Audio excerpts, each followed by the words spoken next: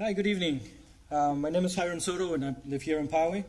I'm also the publisher of the Powayian, a citizen-driven media platform that advocates for an open, transparent, and accountable government here in Poway. I'm here on behalf of myself and many of my neighbors who oppose this proposal to increase the city's water rates by as much as 40%. We have reached this point in large part because this city council lacked the courage and the leadership to invest in our water infrastructure in years past. Now it's too late, and we have already paid a high price for that. In 2019, the California Water Resources Control Board fined Poway for failing to protect Powayians from contaminated water tainted by the city's supply of treated water. The California Water Board also cited Poway for confusing the public during the week-long emergency, which led to the temporary closure of businesses. If proposing the increase in water rates wasn't enough, you chose to make it incredibly difficult for ratepayers to oppose these increases.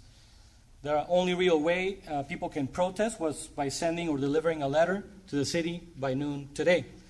You opted not to send ballots to residents, not to provide mail-in envelopes, not to provide a 24-hour drop box. For context, in 2018, for the landscape management district upgrades, you mailed ballots to voters. You sent pre-addressed postage with envelopes and made it as easy as possible for voters to engage in the civic process. Unfortunately, that wasn't the case this time around. When residents push back often on these types of things, including rate increases, many of you like to answer with, "What would you do?" Here to say that's not an acceptable answer. You were elected to make these difficult decisions. You are lawmakers. We are citizens. If you're not up for the task, maybe you should find something else to do. But please don't put it on residents. They are not the ones who ignore the issue. They are not the ones who presided over the water contamination fiasco. They are not the ones proposing to increase water rates by as much as 40%. I was here earlier to drop off my protest vote. In the parking lot, I met Beth. She's a mother who lives along Espola Road.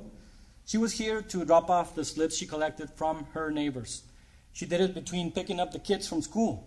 She came here because, like many families, she is trying to make ends meet. It's extremely expensive to live here. The proposed increased water rates will make it even harder to live in Poway. She deserves better from our government. We deserve better. Thank you.